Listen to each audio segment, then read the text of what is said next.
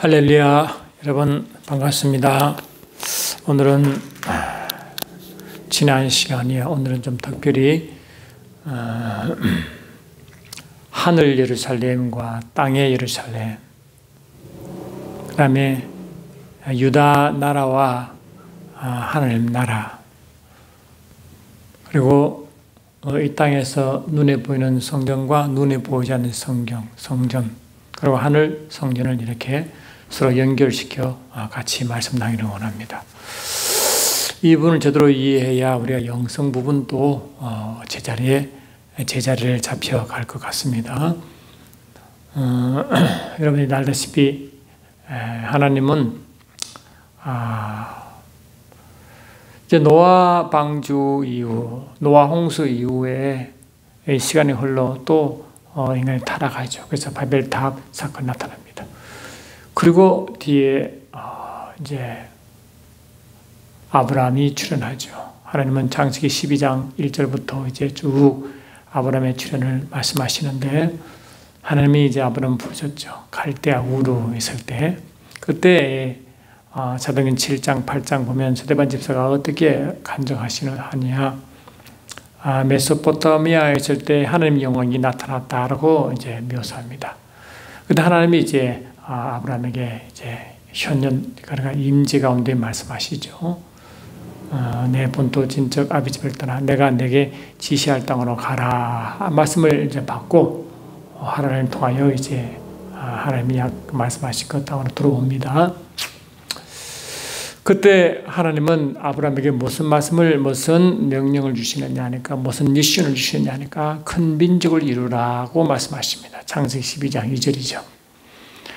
내가 너로 큰 민족을 이루고 할 때 그 큰 민족을 이제 이루어 가는데, 그래서 이제 하나님은 430년 후에 이제 애굽에서 큰 민족이 되어 나올 것을 미리 예언하십니다. 창세기 15장에 나오죠. 아브라함, 이삭, 야곱, 요셉을 통하여 영적 사대를 통하여 이제 큰 민족이 되어 나오는데, 그 당시에 한 세대는 약 100년을 의미하죠. 세대를 통하여 이제 큰 민족이 되어 이제 애굽을 나옵니다.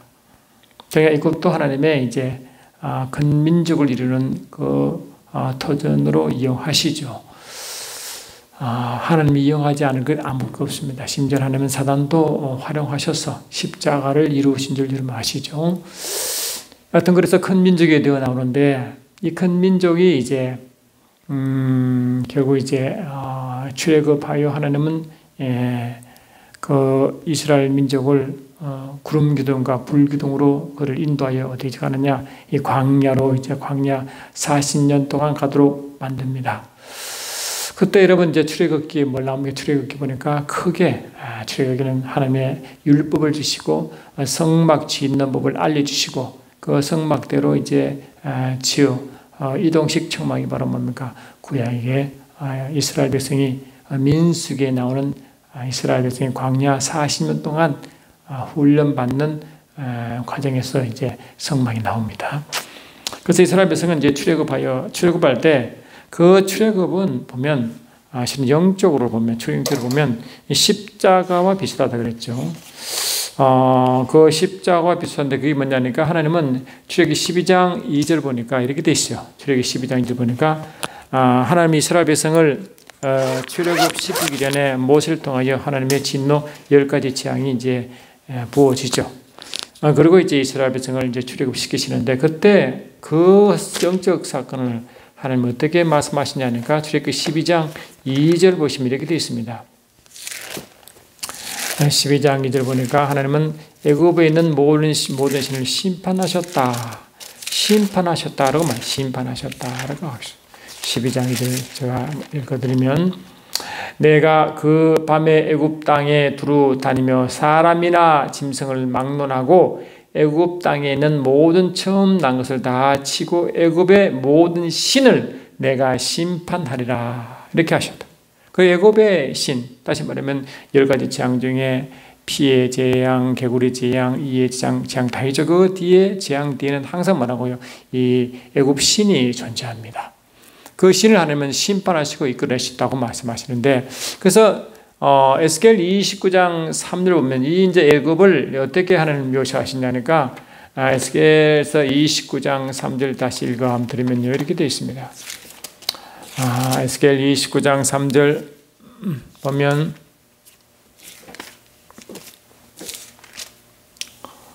너는 말하여 이르기를 주 여호와께서 말씀하시되 애굽의 바로 왕이여 내가 너를 대적하노라. 너는 자기의 강들 가운데 눈 큰 악어라.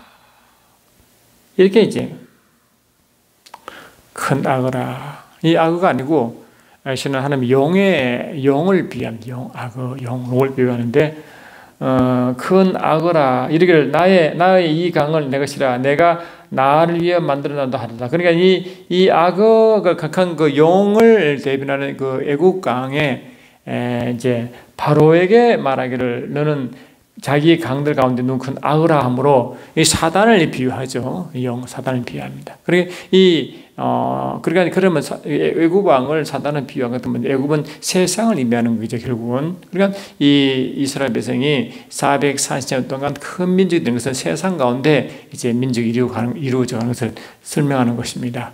또한 시편 27편 보면 되어 있죠. 시편 27편 보시면 또 이렇게 말씀하고 있습니다.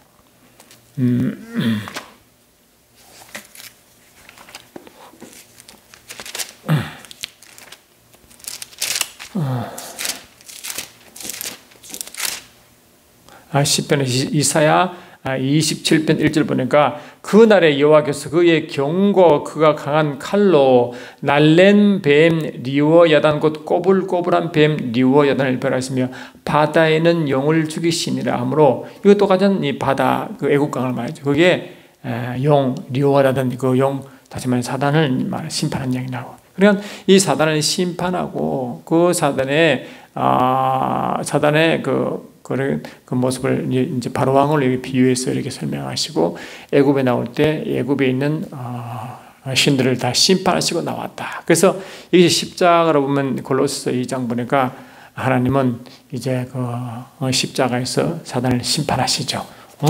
여러분 다 아다시피 골로새 2장을 다시 보시면 이렇게 되어 있습니다. 골로새 2장 15절 보니까 통치자들과 권세들을 무력화하여 드러내어 구경거리로 삼으시고 십자가로 그들을 이겨셨느니라. 십자가에서 통치자들과 권세들은 사단의 계급들이고 무리들입니다. 그를 이렇게 모든 것을 무력화시켰다. 이렇게 말씀하고 있죠. 이게 바로 창세기 3장 15절 구속시 사건에서의 원시 모범인 하나님의 여자의 후손이 뱀의 머리를 이제 부수는 머리가 권세니까 권세를 부수는 권세를 다 무력화시키는 그 십자가 심판을 말합니다. 그것도 이제 요한복음 12장 31절에서도 이 세상 임금이 심판받았다. 요한복음 16장 11절에서도 세상 임금이 이제 이 세상 임금을 인한 그 심판이 바로 세상 임금 마귀가 심판받았다고 말합니다. 그래 분명히 출애굽 사건은 영적으로 사단을 심판한 자리였다. 그렇게 보는 거예요. 그래 사단이 심판했으니까 뭡니까? 이 사단 아래에 있을 세계는 어둠의 세계거든요.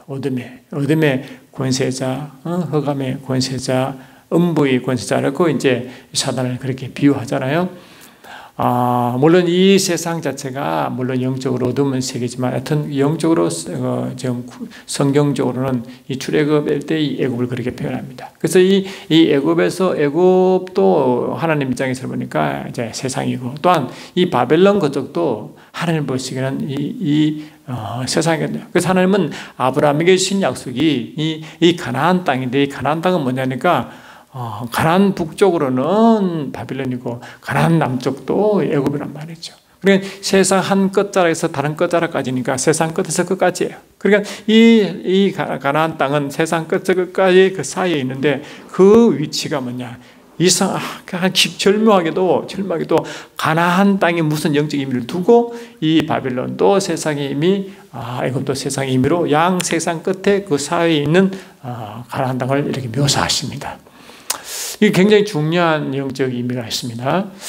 그러니까 이 하나님이 가나안 땅을 이제 말씀하시는데 가나안 땅은 특별한 의미를 두고 이 가나안 땅 주위에는 뭐 세상을 의미하는 그 모습으로 그리고 있는 거예요. 이것은 정확하게 뭐냐 영적으로 이 마태복음 16장 18절 말씀이 그 영적 근거를 제공합니다. 가이사랴 빌립보에서 이제 제자들을 이제 데리고 그 가서 주님이 예수님이 누구신가를 이제 물어보죠. 세상 사람들이 보는 관점과 이제 제자들이 보는 관점을 알려줍니다. 그때 하나님은 이 베드로에게 성령으로 예수님 누구신가를 분명히 알려줍니다. 주는 그리스도시요 살아계신 아들이시다라고 요한복음 16장 16절에 쭉 말씀하시죠. 그러니까 주님이 기뻐서 말씀하시기를 바요나 시몬아 이는 내가 보기에 뜨다 이를 내게 알게 하는 하늘에 계신 내 아버지다. 하므로 하나님 아버지의 성령으로 예수님이 누구신가를 알려주는 거죠. 요한복음 12장 49, 50분에가 예수를 증거하는 바로 성령이시고 또 하나님의 주님의 제자들이 예수를 증거한다고 분명히 되어 있죠. 그래서 이 성령께서 예수가 누구신지를 그 세 제자에게 알려주신 거예요. 야, 너희가 섬기는 그 선생은, 너희 선생은 말이지, 바로 그 오랜 세월 동안 기다렸던 유대인들이 기다리고 학수고대했던 구약의, 전 구약의 핵심 예언인 그 메시아라고 말씀하시고, 그분은 바로 하나님 아들이라고 이렇게 알려줘요. 그래서 그 주님은 베드로의 고백을 듣고 성령으로 예수님이 누구신가를 알아보는 그 고백을 듣고 그 성령으로 고백하는 그 음성을 듣고 주님은 뭘 하십니까? 너는 베드로라고 그 시몬에서 베드로 이름 바꿉니다. 이 베드로는 페트로스 뜻인데 큰 바위죠. 그래서 베드로에게 이름을 이제 바꿉니다. 시몬에서 베드로로. 그리고 내가 이 반석에 내 교회를 세우니 그 반석이 이제 여러분 페트라에서 아주 당당한 큰 반석을 말씀하죠. 그래서 이게 페트로스와 페트라는 같은 이게 성분입니다. 돌이란 같은 성분이죠. 베드로 전서 2장 보니까 그 예수님도 산돌, 우리도 산돌로 지어간다고 되어 있죠. 그 같은 이 돌이라고 설명하는 거예요. 그래서 너는 베드로라 내가 이 반석에 내 교회를 세우리니 음부의 권세가 이기지 못한다. 아무로 음부의 권세가 이기지 못한 유일한 것이 주님은 교회를 선포합니다. 그래서 시편 보니까 하나님이 이제 시온을 친히 세우신다. 시온을 세운다. 그 시온이 교회예요. 교회. 구약에서 예언한 그 교회가 내가 친히 시온을 세우리라 하는 그 시온이 바로 교회를 말한단 말이죠. 시온. 그래서 이 구약에서 시온 사상은 예루살렘 성과 예루살렘 안에 백성을 다 시온이라는 단어로 통칭했어요. 어떤 이 예루살렘 성을 시온이라 하기도 하고 또 시온 성이라 하기도 하고 이스라엘 백성을 시온의 딸 또 시온이라 하기도 하고 그리고 시온 자체는 이 성의 백성을 같이 통칭해서 쓸 때 시온이라는 단어를 쓰고 신약에서는 그것이 바로 교회다 하는 것입니다. 그렇죠. 그래서 바로 이 교회가 있는 곳이 영적으로는 음부의 세계인데 이 세상 가운데 교회가 있으니까 말이죠. 이 세상은 영적으로 어두운 것이고 교회만큼만 이 음부의 권세를 이기는 유일한 그것이 교회다. 말씀하신 교회다. 어떤 이런 말씀이 이어지죠. 그래서 하나님이 아브라함에게 약속하신 큰 민족은 분명히 육신으로 보기에는 분명히 유대민족입니다. 그런데 주님은 이 유대 민족을 목표로 한 거죠. 유대 민족을 통해 뭔가 영적 메시지를 주시려고 그 유대 민족을 언급하셨고 또 신명기 7장 8장 보니까 유대 민족을 특히 하나님이 선택하십니다.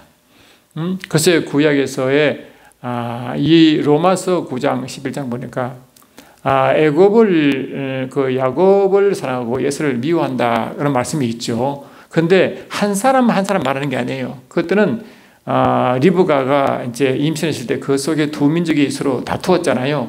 그래서 큰 민족이 작은 민족을 이제 그 작은 민족 큰 민족을 다스린다라는 말이 이제 하는 말씀하십니다. 그러니까 그것은 민족을 말하지 한 사람 한 개인을 말하는 게 아니에요. 그래서 우리가 보통 이 선택할 때 구약에서 그 선택은 민족의 선택이지 개인 의미가 아닙니다.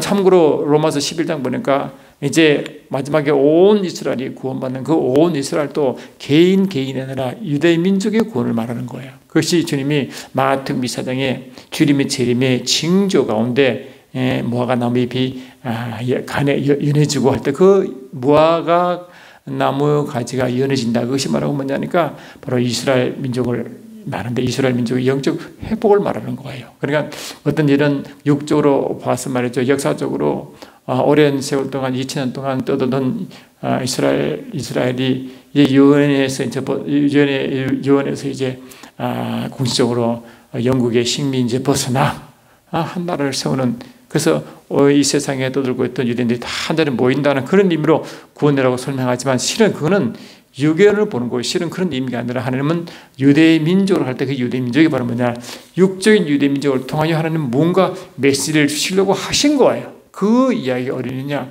바로 빌라도와 예수님의 대화에서 나옵니다. 자, 요한복음 18장을 보세요. 18장을 보시면 이렇게 되어 있습니다. 요한복음 18장을 보니까 우리가 이 말씀을 여러 번 나눈 것 같은데요.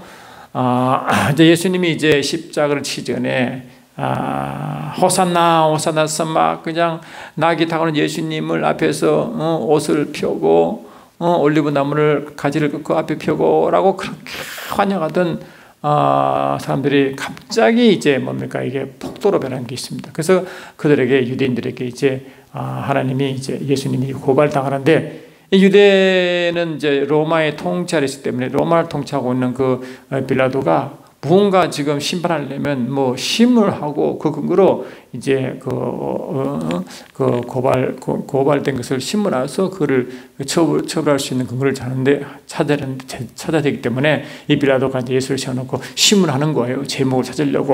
그 대화가 가운데 나온 이야기입니다. 그 36절 보니까 이렇게 돼. 37절 보니까, 35절 보니까 빌라도가 대답하되,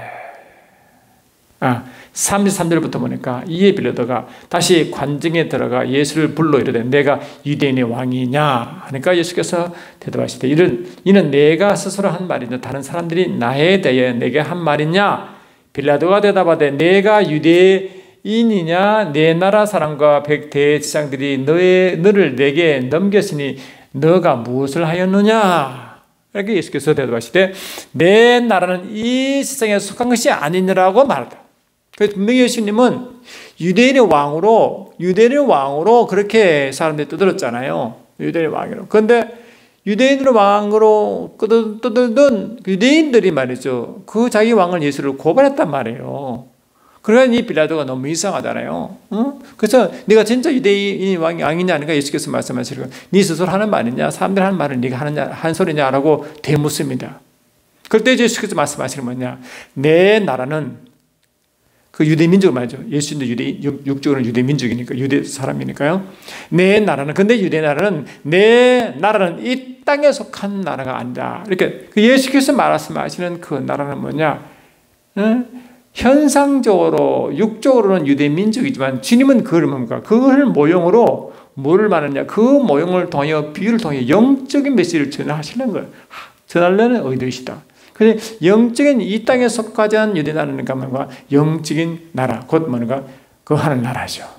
하나님은 하나님이 여분을 불러 이 가나안 땅에 큰 민족을 세운다 하신 것은 하나님이 하나님 나라를 그게 세우겠다는 선포예요.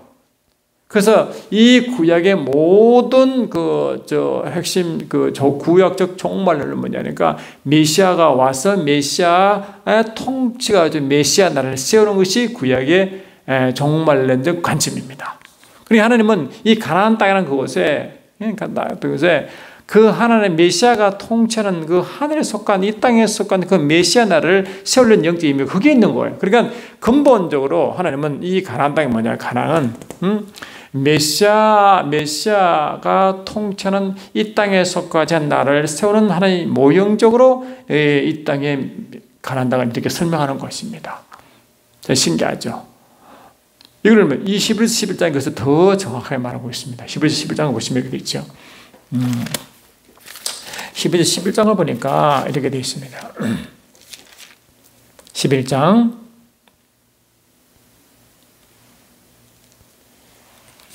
8절 보니까 믿음으로 아브라함은 부르심을 받았을 때 순종하여 장래의 유업으로 받을 땅에 나아갔어요. 갈 바를 알지 못하고 나아갔으며 이렇게 되어 있죠. 쭉 나왔습니다. 믿음으로 그가 이방의 땅에 있는 것 같이 약속의 땅에 거류하여 동일한 약속을 유업으로 함께 받은 이삭 및 야곱과 더불어 장막에 거하였으니 이는 그가 하나님이 계획하시고 지으실 터가 있는 성을 바라봤다. 이게 영적입니다. 그런 이 비유적으로 현상적으로는 유대 가나안 땅이지만 그 지금 이 뭐를 영적으로 바라보느냐, 아브라함은 하나님이 계획하시고 지으실 터가 있는 성을, 이게 예루살렘 성을 말하는데 그걸 보았단 말이죠. 근데 그것이 뭐냐니까 이렇게 돼 있죠. 이 사람들은 다 믿음을 따라 죽었으며 약속을 받지 못하시되 그것들을 멀리서 보고 환영하며 또 땅에서는 외국인과 나그네임을 증거했느니라. 이렇게 말씀하죠. 그들이 이와 이같이 말하는 것은 자기들의 본향 찾는 자임을 나타내는 본향. 그러니까 이 본향은 그 영적인 본향을 말하는 거예요. 가나안 땅이 원래 약속 땅 그 들어가지만 주님의 그 약속 땅을 영적으로 무엇을 의미하시느냐? 그들이 최후로 갈 본향을 그렇게 영적으로 설명하시려고 이 가나안 땅을 모형으로 설명하는 거예요.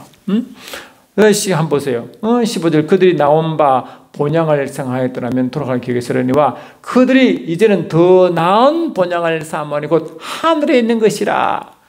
그 본향은 그러니까 약속의 땅이 그게 최종 목적이지만 육적이 이 땅에서도 본향처럼 보이지만 실은 하나님은 뭐냐? 하늘에 있는 성, 그를 진짜 본향으로 봤다. 그 영적인 의미의 본향. 그것이 이 땅에서는 예루살렘 성이지만 하늘에서는 하늘 예루살렘 성을 그 지금 말하고 있는 거예요.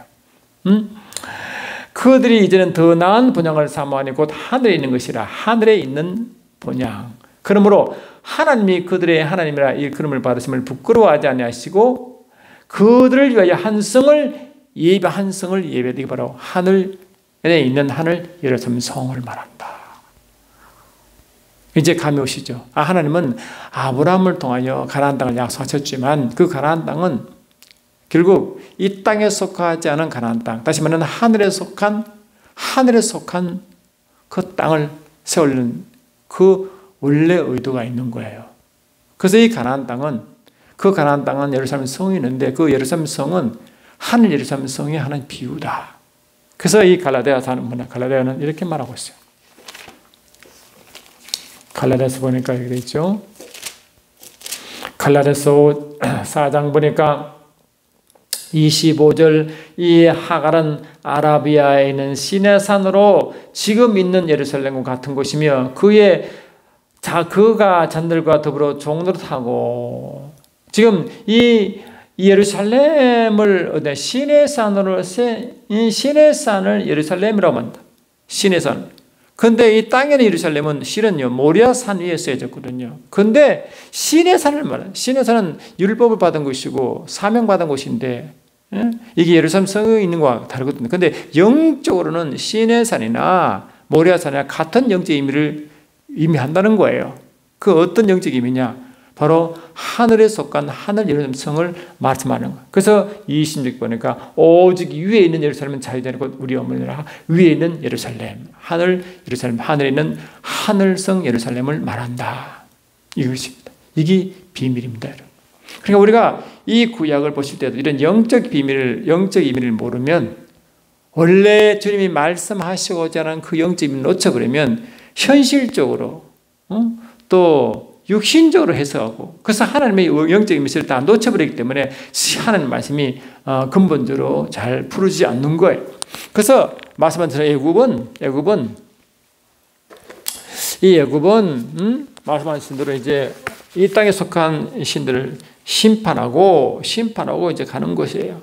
그러니까 근데 그러니까 이 세상은 이 애굽이 이제 세상을 의미하죠. 이 세상을 의미하기 때문에 이 세상에서 나온다. 그러면 세상은 어둠이라고 하죠. 어둠이라고 하죠.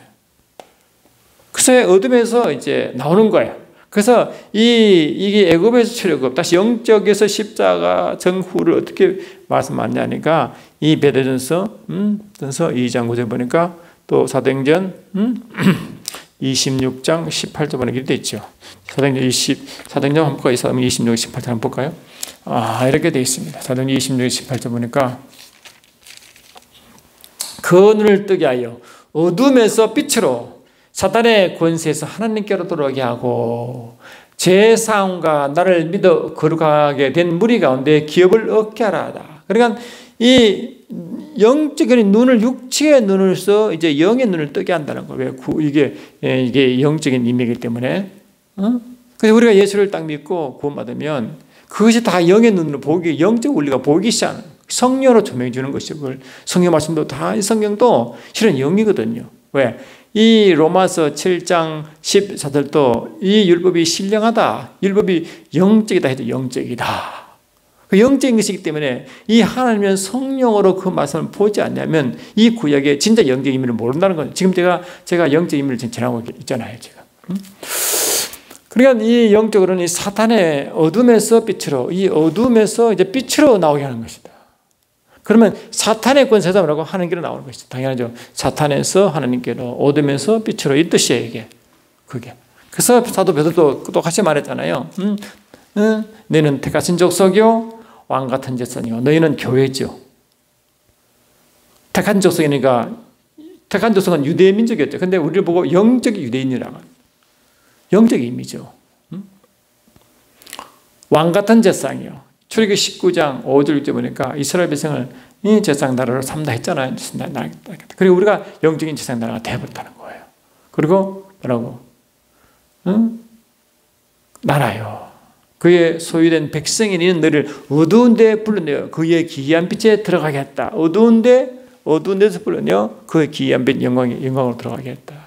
그 영광에 들어가서 그 안에서 아버지 품에서 깊이 이제 누리는 거예요. 들어가게 해서 그 들어가게 하신 이를 아름다움과 덕을 더 탁월함을 하나님의 아름다움과 그 나라의 아름다움과 하나님의 덕과 하나님의 탁월함을 이제 세상에 전파한다. 우리는 그래서 이 어둠에서 빛으로 들어가 영광이 이미 영적으로 영광에 들어가는 신분이 됐거든. 우리가 영광에 들어가 그때부터 주님과 깊은 관계를 맺. 지금과 깊은 관계를 맺기 시작해요. 그것이 뭐라고 제가 여러분 말씀하신 요한복음 10장 3절에 영생이라 함은 참 하나님과 그가 보내 진짜 예수를 아는 것이라고 했고 요한일서 1장 3절에서도 우리의 교제는 아버지와 아들과의 참 교제라고 말했잖아요. 이게 바로 뭐가 출애굽 이후의 사건을 말하는 거예요. 이 어두운 데 불려 그의 빛에 들어가게 하신 그 영광에 들어가게 하신 그게 거기서 이 하나님과 아들 예수님과 기쁜 성령을 교제를 이루는 그 바로 영적인 영생의 삶을 살기 시작한다. 그래서 이 출애굽하여 출애굽에서 이 하나님의 이제 가나안 땅에 갈까의 모든 과정이 뭐라고 바로 영생의 삶이라 말씀드렸죠. 영생의 삶이다. 이해되시죠? 요한복음 10장 3절, 요한일서 1장 3절 이런 뜻이다. 이해되는 거예요. 그러니까 주님과 깊은 관계를 맺으니까 영의 세계는 그래요. 우리가 건너면요 이제 성령 우리 영과 더불어 하나님 자녀인 것을 증거한다. 그 기쁜 우리 영과 성령 기쁜 교제를 나누죠. 그리고 우리는 영은 아바 아버지라고 고백하기 시작하고 매 순간 우리 육체도 그 영을 따라가도록. 그래서 우리는 뭡니까? 이 혼의 세계, 이 의식의 세계가 영의 생각, 영으로 따라가도록 만나. 그래서 우리가 그걸 여러분 말씀, 그게 바로 뭡니까? 우리 영이 이제 구원받으면, 예수님 부활할 때 우리도 함께 부활하고 그게 우리 영의 탄생이었죠. 예수와 함께 하늘에 앉혀있으니 우리 영이 주님과 함께 하늘, 그 하늘 우편에 함께 앉혀있다. 우리가 그런 모습이거든요. 그러니까 그때부터 우리 영은 주님과 깊은 하나가 되어 영적 부부로서 이제 영생의 삶을 아버지가 깊이 알아가며 경험하면 그런 삶을 살고 있고 계속 증가하는데 그때 우리 혼의 세계, 의식 세계도 육체의 세계도를 따라가는 거예요. 그게 성화의 과정을 계속 밟는 거예요. 그러니까 이 이스라엘 백성이 광야에 사신 거는 철저하게 이 영적으로는 하나님과 깊은 관계를 맺는 관계이지만 실은 그 안에서 영적 훈련을 받는 거예요. 내 하나님의 속사람이 성령으로 강건해지도록 계속 훈련을 받는 거예요.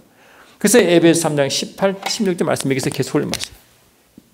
에베소서 3장 16절. 하나님의 성령의 능력으로 우리 속사람을 강건하게 하는 훈련을 계속 받는 거예요. 여기 보니까 철저히 하나님의 성령의 인도함과 말씀의 순종을 배우는 곳입니다. 알다시피 이 가나안 땅 40년 동안 이스라엘 백성은요, 이 성막을 중심으로 12지파가 이렇게 그 진을 치잖아요. 근데 이 성막과 진 사이에 한 1km 정도에 떨어졌어요. 그 전체를 진영이다라고, 진영이다.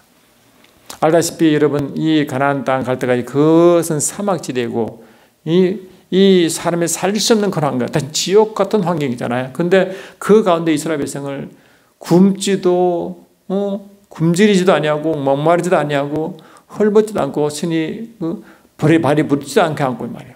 추워 중삼 더워서 중삼이 없는 그런 상황. 그러니까 실제 환경은 이 지옥 같은 환경은 살 수가 없는 상황인데 실제 그들의 삶은요, 아주 안전하게 배불러 편안한 삶을 살았다.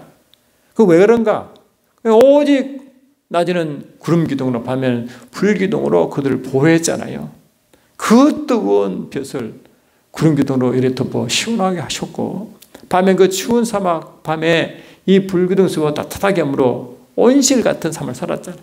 그리고 실제적으로는 뭡니까? 실제적으로는 지옥 같은 환경인데 그들의 삶은 온실 같은 천국 같은 삶을 살도록 훈련받는, 그리고 하나님과 깊은 관계, 영생의 삶을 사는 사람은 이 환경 가운데서 주님이 그런 삶을 인도하도록 되어 있단 말이죠. 디모데전서 2장 1절 보니까 우리가 편안한 삶을 살기를 주기 바랍니다. 그건 뭐냐? 우리가 하나님의 우리의 경건함과 우리의 뭐라고 해요? 우리의 그 다음에 성실함과 분별을 가지고 있을 때 하나님 우리에게 아주 peaceful life, 아주 평안한 삶을 살기를 주께서 원하신단 말이죠.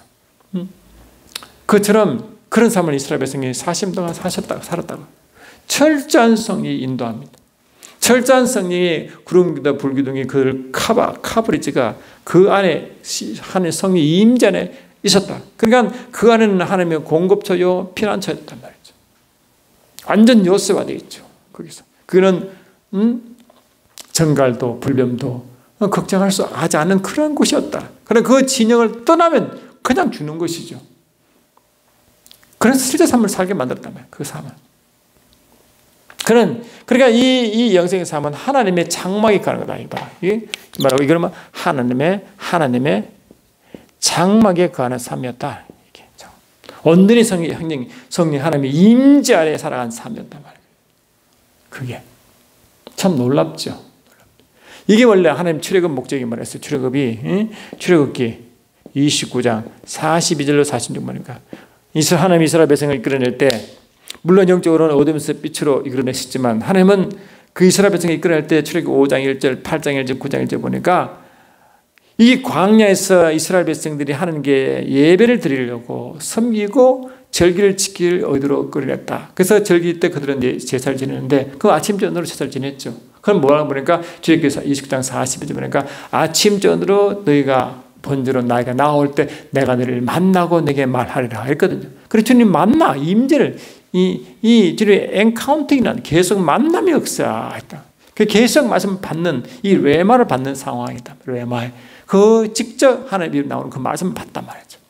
그래서 40절 보니까 이스라엘 백성을 애굽에서 출애굽한 이유가 뭐냐? 하나님이 그들 가운데 거하시려고 그리고 함께 거한단 말이에요. 그래 그들 안에 거하시려고 하나님 뭡니까? 다시 말하면 눈에 보이는 이 성경이 있지만 실제적으로 하는 의도는 뭐냐? 이스라엘 백성을 성전 삼아 주님이 그 안에 거하시겠다는 그 의도가 그 안에 있단 말이죠. 그 말씀 때문에 나도 신약에서는 예수님의 성전이 우리가 하나님을 모신 성전 되는 이유가 거기 있지만 출애굽 다시 우리 십자가 사건도 이후에 보면 우리가 성령이 거하시는 그러한 성전 되잖아요. 고린도서 3장 16절과 6장 19, 20절 나오잖아요. 그래서 우리가 성령을 모신 그러한 성전된 것처럼 주님의 원래 출애굽 목적에 의했다고. 그 출애굽 29장 40절에 이스라엘 백성은 하나님이 그들 가운데 거하게 하시려고 이끌어냈다고 분명히 그들을 하나님 첫서로 만드시는 의도를 말하고 있단 말이죠. 그런데 눈에 보이는 이 성전은 실은 뭡니까? 영적인 하나님이 실제 거하시는 초소인 이스라엘 백성, 영적 이스라엘 백성이 되기를 원하는데 그것이 뭡니까? 영적 이스라엘 백성이 말하고 지금은 교회죠. 교회를 하나님의 성전 삼았잖아요. 하나님이 거하시는 처소로 삼았잖아요. 참 참 놀라운 말씀입니다, 이게. 이렇게 이제 이 장막 가운데 이렇게 하나님이 그 40년 지나간단 말이죠. 철저한 훈련을 했죠. 그리고 아까 말씀하신 이제 가나안 땅에 도착. 이건 뭡니까? 바로 하나님 나라. 이 땅에 속하지 않은 하나님 나라가 이루어진. 거기서부터 이게 이스라엘 역사가 이 가나안 땅에 들어와서 이제 사무엘 상하, 역대하 상하, 요란기 상하, 이스라엘 역사가 이루어지는 그 역사 전체가 뭐라고? 육신의 보기는 한 역사지만 하나님의 통치를 하나님의 구체적으로 통치받으면 승리했고 통치받지 않으면 하나님의 진노가 임하는 그런 삶을 반복했잖아요. 그래 하나님의 통치는 메시아 왕국을 실제로 하나님은 주시고 난 영적 메시지였단 말이죠. 그게 보니까 이제 다윗 왕국, 그게 다윗 왕국이죠. 하나님 다윗 왕국을 건설하기 원했잖아요. 결국 이제 솔로몬 왕때 최고였지만 그 다윗 왕국이 뭐냐? 실은 그 다윗은 예수님의 오실 모형이기 때문에 메시아의 왕국이다 하는 거예요. 메시아가 친히 통치하는. 그러니까 이게 뭐야? 직접 하나님의 친접 통치하는데 사람을 통해 통치하기 때문에 신정 정치가 이루어지는 곳이다. 신정 정치.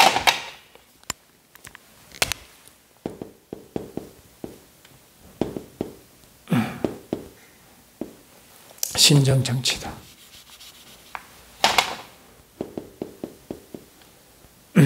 신정 정치. 하나님이 친히 통치하시는데 사람을 통해서 하겠다. 이 다윗 왕조가 그런 거죠. 다윗 왕국. 그런 이것은 실은 뭡니까?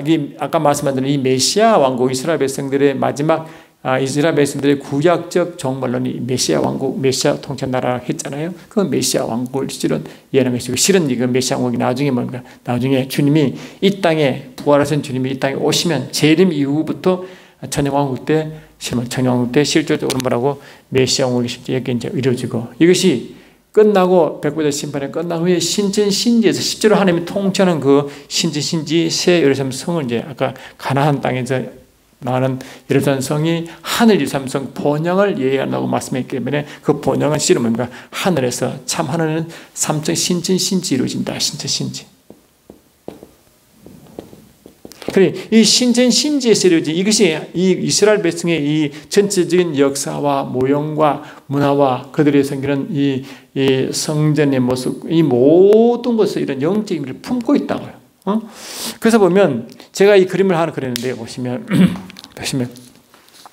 이게 이스라엘의 이게 단면입니다. 이스라엘은 이런 영적인 의미가 있다는 걸 아시고 이런 이스라엘의 단면인데 그거 보시면 이 서쪽과 동쪽에 이렇게 단면에 이렇게 탁자름이 나오잖아요. 그 보면 유다 산지와 모아 산지가 보이고 그게 이제 그 가장 높은 곳은 예루살렘 성이 있는 저 모리아 산장 여기 있어요. 여기 보이죠. 그리고 여기 이제 이게 염의 사해에 있고, 그리고 여기 위치가 여리고에 있고 요단강 위치가 여기 있단 말이에요. 요단강 위치가 굉장히 그러니까 이 바다 해수에 나던 부분에 있죠. 이런 모습인데 이런 모습이 현실의 모습이지만 실은 이 현실의 모습이 실은 뭐가 하늘 예루살렘을 그대로 영적인 것을 실을 표현하려고 이렇게 이스라엘 유다의 모습을 이렇게 지었단 말이죠. 이렇게 참 신기합니다 이게. 그래서 이 스가랴서 14장과 에스겔 47장을 읽어보시면요, 57장을 읽어보시면 이 구약의 이 이스라엘의 그 단면의 모습을 실은 하늘 예루살렘 모습과 전혀 이렇게 정확하게 영적으로 이래 대치는 맞게 만들어 놨습니다. 이게. 그래서 보시면요, 우리가 이제 하나님이 나중에 이제 신천신지의 하늘과 새 땅이 이루어질 때 그 모습을 보니까 이렇게 되어 있습니다. 계시록 21장을 보니까 이렇게 되어 있죠. 계시록 21장을 보니까 이렇게 되어 있습니다. 계시록 21장 1절 2절 제가 보니까요. 또 내가 새 하늘과 새 땅, 신천신지죠. 이 하늘 삼청천이 있는 것입니다. 새 하늘과 새 땅을 보니 처음 하늘과 첫 땅이 없어졌고 바다도 있지 않더라. 다시 말하면 이 땅의 우주에 이런 것은 사라지고 하늘에 이제 신천신지 영적인 세계가 이렇게 펼쳐지는 것을 이렇게 설명하고 있습니다. 이가 처음 하늘과 첫 땅은 나중에 이제 계시록 20장 보니까 음부와 사망도 이제 불못에 던져지므로 이 땅의 우주는 어두운 곳이 되어 지옥불로 던져지고 그래서 이 음부, 이 우주에서는 이 지옥불로 변한 그 지옥불의 영적 세계가 펴지고 이제 마지막 하나님이 이제 이 땅에 있던 천왕국 때 이루어졌던 그 나라가 아버지께 받침받아 신천지로 옮겨집니다. 옮겨지면 어떤 모습이냐? 또 옮겨지는 또 내가 보면 거룩한 성 예루살렘이 하나님께로부터 하늘에서 내려오니 그래 하나님께로부터 하늘에서 내려온다. 이 하늘이 새 하늘이거든요. 새 하늘. 우주 하늘이나 새 하늘에서 이제 새 땅으로 내려온 모습이에요. 내려오는데 그게 뭐냐? 그 준비한 것이 신부가 남편을 단장 같더라. 그 신부의 모습을 말하고. 구절을 보니까 7대접을 가지고 마지막 7장을 담은 7천성 하나가 나와서 내게 말하여 이르되 이르라 내가 신부 곧 어린 양의 아내를 내게 보리라 하고 성령으로 나를 데리고 크고 높은 산으로 올라갔습니다. 올라가 하나님께로부터 하늘에서 내려오는 그러한 성 예루살렘 성을 보이니 이게 뭐라고? 신부였잖아요. 그러니 하늘 예루살렘 성은 신부로 보신다. 그럼 언제 신부가 하늘에 있느냐 보니까 여러분 저와 여러분 예수를 믿고 나면 어떤 일이 있냐면 히브리서 12장 20절 보니까 우리 이미 이 시온산에 이미 다다랐다. 시온산에 도달했대. 시온산에 우리가 영적으로 구원받고 구원받는 순간. 그리고 계시록 14장 1절 보니까 이 구원받는 사람들이 성징수가 14만 4천인데 그 14만 4천이 어린 양과 함께 시온산에 있고 그들이 이마에 어린 양 이름이 있다고 그랬어요. 그게 있다. 그러니까 이미 우리가 예수를 딱 믿으면 에베소 2장 6절에 뭡니까? 함께 이렇게 함께 하늘에 앉아 있잖아. 이 함께가 뭐냐? 이 교회와 예수님이거든요. 다시 우리의 영이 우리의 속사람과 예수님은 함께 하늘에 앉아 있다. 그 하늘이 하늘 우편이거든요. 하나님의 우편, 보좌 우편, 권능 우편, 그 우편을 말해요. 그 우편은 뭡니까?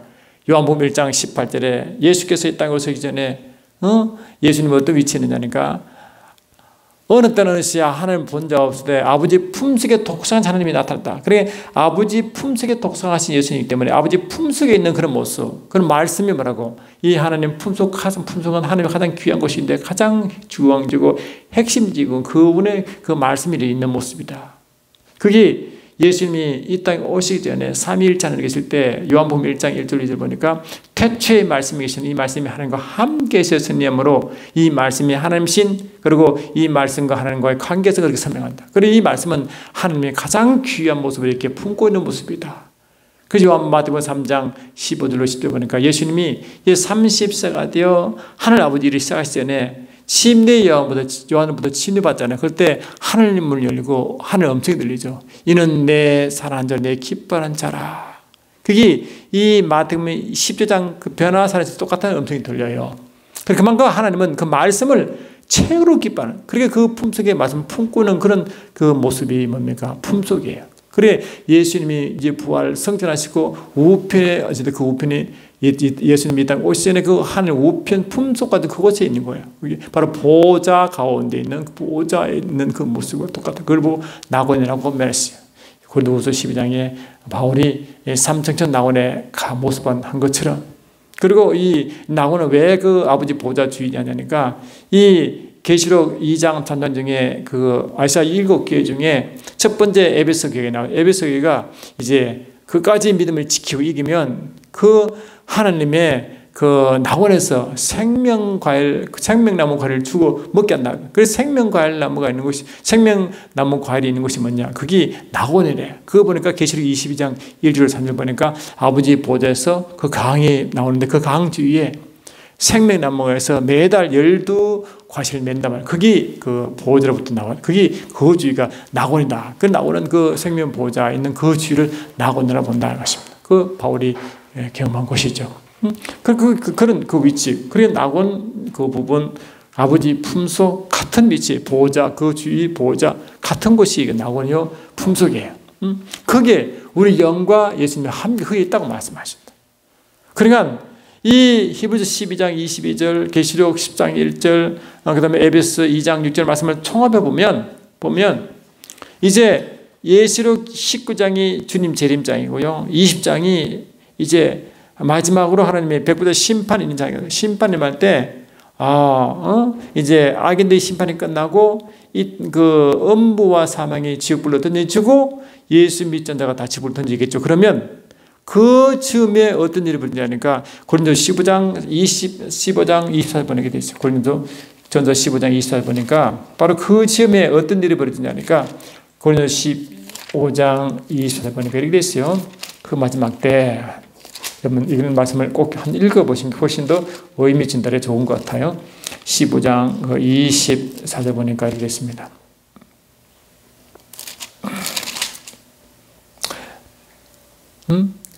23절부터 보니까 22절부터 아담 안에서 모든 사람이 죽음같이 그리스도 안에 모든 사람이 삶을 얻으리라. 그러나 각각 자기 차례대로 되리니 먼저는 첫 열매인 그리스도요 그 다음에는 그가 강림하실 때에 그리스도에 속한 자요 그 후에는 마지막이니 그가 모든 통치와 모든 권세와 능력을 멸하시고 이게 뭡니까? 이 다 사단 심판이고 악인 심판이 있죠.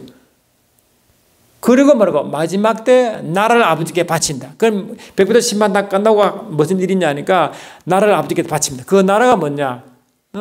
주님이 재림하시고 아마겟돈 전쟁을 일으키시고 승리하시고 천년왕국이 이제 이 땅에 이루어지는데 그 천년왕국 때 이루어진 그 나라가 메시아 통치하는 그 메시아 나라가 그 나라가 아버지께 바칩니다. 그 나라가 아버지께 바치겠지 뭐냐? 아까 말씀하신 대로 계시록 21장 9절에 하늘께로부터 하늘로 내려온 예루살렘 그걸 말합니다. 이 나라가 예루살렘 성이된 신부 그 뜻이에요. 이해하시겠죠? 그 뜻입니다. 그러니까 참 놀라운 말씀 아니겠어요? 그런데 그런 모습이 이제 하늘에서 새 땅으로 내려오는데 그것이 하나님이 높은 성령께서 높은 산에 올라 그걸 보이잖아요. 그 높은 산이 그게 시온산이에요. 시온산. 그래서 이미 우리가 순서도는 그렇지만 예수께서 아까 말씀하신 대로 시브리서 12장 22절, 계시록 14장 1절, 그 다음에 에베소서 2장 6절 이 말씀 쭉 통해 보면 이미 시온산에 시스만 사천 하나님의 교회 신부가 있잖아. 그 하나님의 그 신부의 모습이 예루살렘 성이라 했으니까 이미 그 시온산 위에 예루살렘 성이 이렇게 이게 예루살렘 성이 서는 거예요. 예루살렘 성. 성이 이렇게 서는 겁니다. 성. 근데 여러분 성이면 성 안에 성수가 있잖아요. 성수가 있잖아요. 근데 보니까 성수가 있어야 되는데 계시록은 뭘 말씀하고 있냐? 계시록 21장은 보세요. 21장 보니까 이렇게 말씀하고 있습니다. 21장을 보니까